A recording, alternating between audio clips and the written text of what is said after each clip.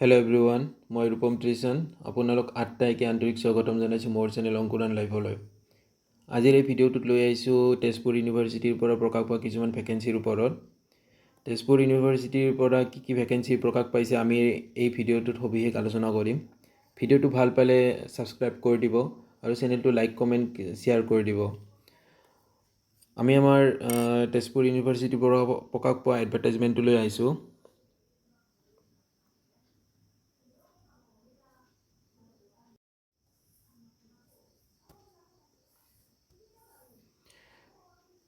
আমি আমাৰ এডভাৰটাইজমেণ্টলৈ আহিছোঁ। এডভাৰটাইজমেণ্ট নং হৈছে 8/2025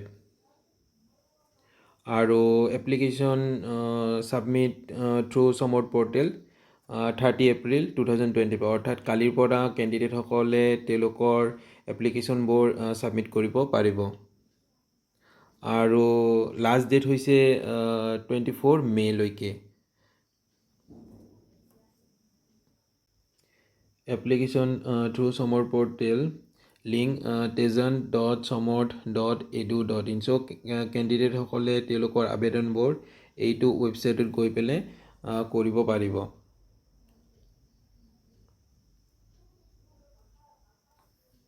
চ' ভেকেঞ্চিটোলৈ আহিছোঁ। 5 নম্বৰত ভেকেঞ্চি আছে জুনিয়ৰ একাউণ্টেণ্ট। চ' ভেকেঞ্চিৰ হৈছে দুটা, এডমিনিষ্ট্ৰেশ্যন ডিপাৰ্টমেণ্ট। চ' কেণ্ডিডেটসকলৰ বয়স 32লৈকে দিছে। 30ৰ ওপৰত এপ্লাই কৰিব নোৱাৰিব আৰু ৰিজাৰ্ভেশ্যন হৈছে জেনেৰেল ৰিজাৰ্ভেশ্যন। চ' যিসকল কেণ্ডিডেট জেনেৰেল কেটেগৰীৰ হয় তেওঁলোকে এই পষ্টটোৰ বাবে এপ্লাই কৰিব পাৰিব। আৰু নেক্সট পষ্টটো আমি চাইছোঁ 6 নম্বৰত আপাৰ ডিভিজন ক্লাৰ্ক। চ' ভেকেঞ্চি হৈছে এটা এডমিনিষ্ট্ৰেশ্যন ডিপাৰ্টমেণ্ট আৰু কেণ্ডিডেটসকলে 32লৈকে এপ্লাই কৰিব পাৰিব আৰু ৰিজাৰ্ভেশ্যন হৈছে জেনেৰেল কেটেগৰী। চ' জেনেৰেল কেটেগৰীৰ কেণ্ডিডেটসকলে ইয়াত এইটো পষ্টত এপ্লাই কৰিব পাৰিব। আৰু 7 নম্বৰত ভেকেঞ্চিত আহিছে LDA আৰু ভেকেঞ্চিৰ সংখ্যা হৈছে 6টা আৰু ডিপাৰ্টমেণ্ট হৈছে এডমিনিষ্ট্ৰেশ্যন ডিপাৰ্টমেণ্ট। চ' কেণ্ডিডেটসকলে 32 বয়সলৈকেহে এপ্লাই কৰিব পাৰিব এইটো ভেকেঞ্চিত। আৰু ইয়াত জেনেৰেলৰ বাবে হৈছে 5টা ভেকেঞ্চি আৰু OBCৰ বাবে হৈছে এটা ভেকেঞ্চি। আৰু 8 নম্বৰত আছে MTS আৰু ভেকেঞ্চিৰ সংখ্যা হৈছে 5টা আৰু ডিপাৰ্টমেণ্ট হৈছে এডমিনিষ্ট্ৰেশ্যন ডিপাৰ্টমেণ্ট। চ' যিসকল কেণ্ডিডেটৰ 32লৈকে বয়স আছে তেওঁলোকে এপ্লাইটো কৰিব পাৰিব। ইয়াত EWSৰ বাবে 2টা ভেকেঞ্চি আছে আৰু আনৰিজাৰ্ভৰ বাবে 3টা ভেকেঞ্চি আছে।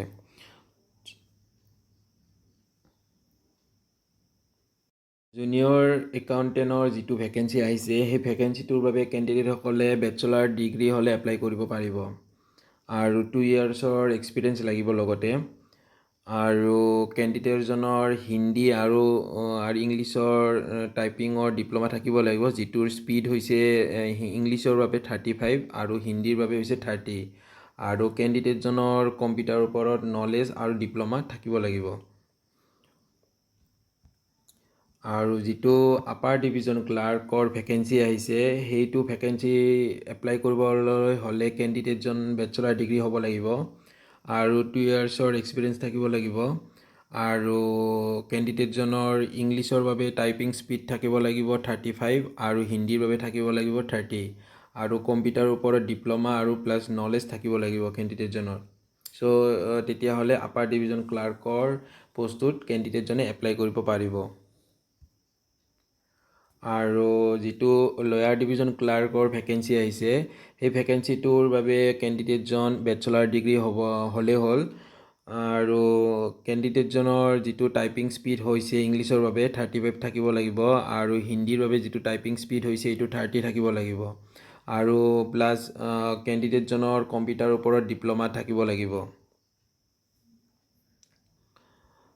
আৰু যিটো মাল্টিটাস্কিং ষ্টাফ অৰ্থাৎ 4 গ্ৰেডৰ হয় এই ভেকেঞ্চিটো। চ' এই ভেকেঞ্চিটোৰ বাবে 10 পাছ কেণ্ডিডেটজন হ'ব লাগিব নাইবা RTI পাছ হ'লেই হ'ল কেণ্ডিডেটজন। চ' এই পষ্টকেইটাৰ বাবে কেণ্ডিডেটজনে এপ্লাই কৰিবলৈ হ'লে এইখিনি কোৱালিফিকেশ্যন কেণ্ডিডেটজনৰ লাগিব এপ্লাই কৰাৰ বাবে।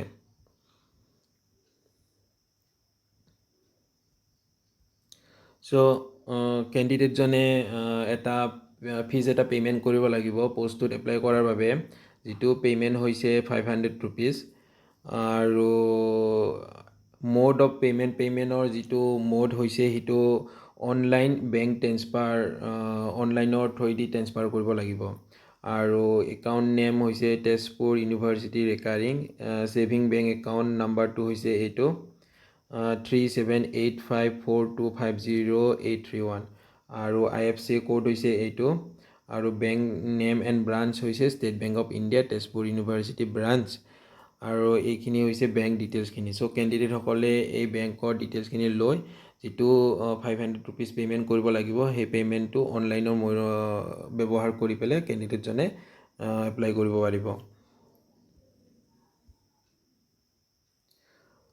ইয়াত এটা পইণ্ট এটা দিছে, so' applicant must upload a copy of the generated receipt of the payment in the Samarth portal. So' কেণ্ডিডেটসকলে পে'মেণ্ট কৰা যিটো ৰিচিপ্ট থাকিব, সেই ৰিচিপ্টখন যিটো চমৰ পৰ্টেলত কেণ্ডিডেটজনে আবেদন কৰিব এপ্লাই পষ্টটোৰ বাবে, সেই পষ্টটোৰ আবেদন কৰোঁতে ৰিচিপ্টখন আপলোড দিব লাগিব।